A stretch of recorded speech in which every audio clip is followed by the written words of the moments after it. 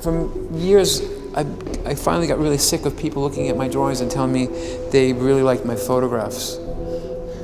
It's like I realized how people don't actually look at stuff. So I decided to show this without the glass, so people could actually really see the drawing. But then I realized people now say to me, "I really like your paintings."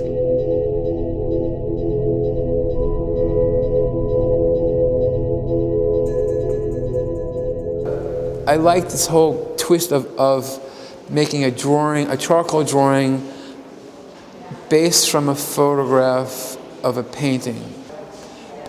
By my basic nature is an image thief, but I thought I would just steal all this stuff, but then I realized this stuff is so iconographic, I'm gonna get into trouble. So we actually asked all these people, and they all basically opened up, they said, great, and the museums opened up the doors, and I got to see all these paintings in the storage if they weren't shown, and spent a lot of times with them. We photographed, each one we photographed maybe like 50 photographs. So when you'd see one of these things in the studios being worked on, it was like seeing like a set for like a murder investigation, because there were hundreds of photographs all over of each, like looking at a certain section, trying to understand what had happened there.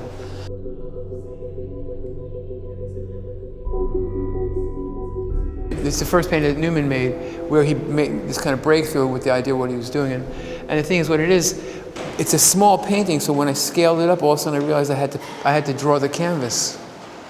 So all of a sudden I had to create the textures of the canvas. So again, this is all charcoal, basically all charcoal on mounted paper. The other thing is this translation into black and white was a really big aspect to deal with. I think that's incredibly abstract to begin with, black and white. But most of this work, when it was first seen in the world, was seen as black and white images.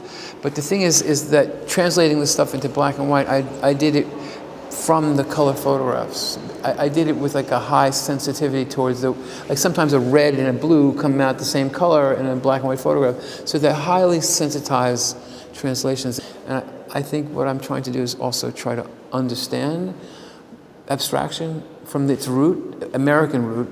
I'm also trying to like pose some questions for it. So each painting posed a different kind of like question as to how to do it.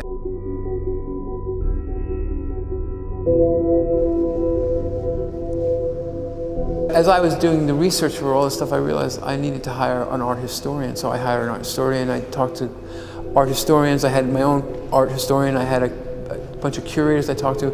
And one curator, when I was explaining to him my idea about doing them all in black and white, he told me that that in the 19th century, many painters, when they would have their works, when they were going to have their works photographed for books, they would actually make black and white copies, because they knew then photography was going to fuck up their work. So they wanted to already translate their own work into black and white the way they saw it, rather than letting the medium do it. You see what I'm saying? So when I heard that, I thought I was on the right path with what I was doing. So.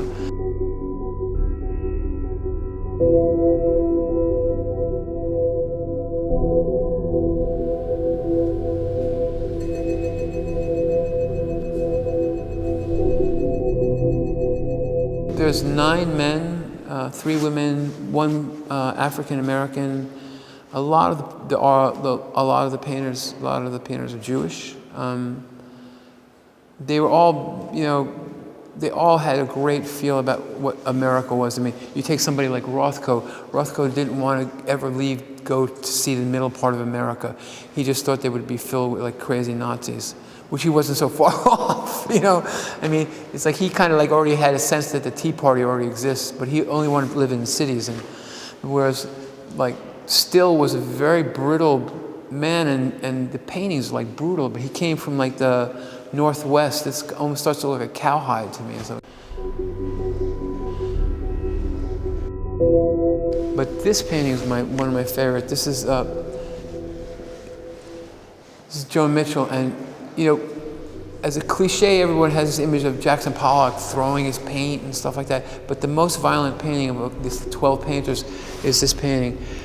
Joan Mitchell's paintings are like knife fights. They're like incredibly violent. She's like, was like a bulldog. I mean, I became incredibly fascinated with her.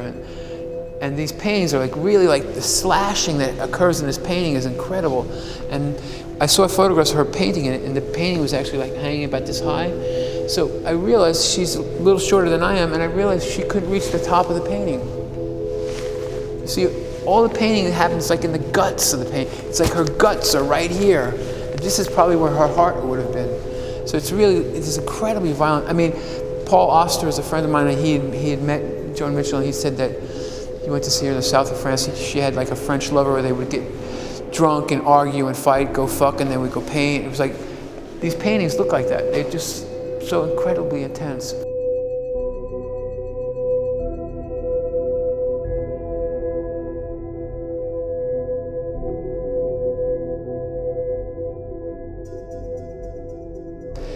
Art is I think, particularly 20th century art has really amplified the aspect of the performative nature of art. It's like, and Pollock is like the king of that kind of, when you experience these paintings, you actually experience the performance of it. And the first thing that we did was the black, and what was really great was by just doing the black, you could actually realize this incredible gracefulness that Pollock had when he put the paint down.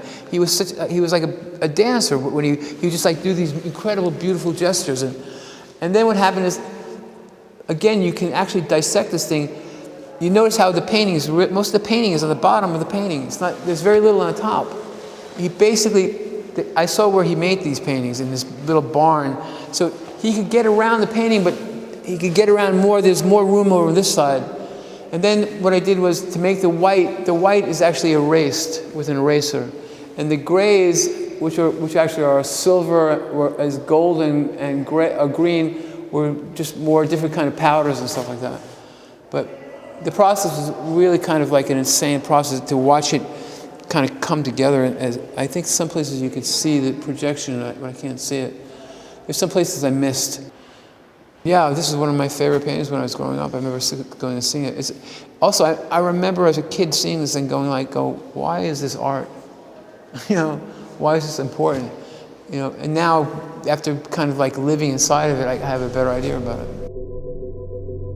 And I also think that making art is like this process that's a balance between something that's very personal but also socially relevant. So this kind of when you tune an old radio in, you find this kind of like balance that's important. So for this show, the Gangs of Cosmos, it represents a group of work that I personally feel attachments to. Like abstract expressionism is like a force in my life, like the ocean is for most artists. It's a real powerful thing. But I took from 1948 to 1963, a period of time that was kind of like the post-World War II euphoria in America.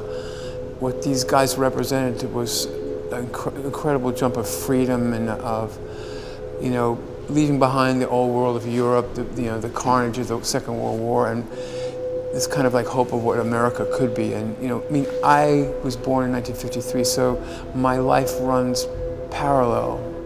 And Barnett Newman said this really great thing, that he thought that abstract expressionists were representational artists working abstractly. And I had always thought that I'm an abstract artist working representationally.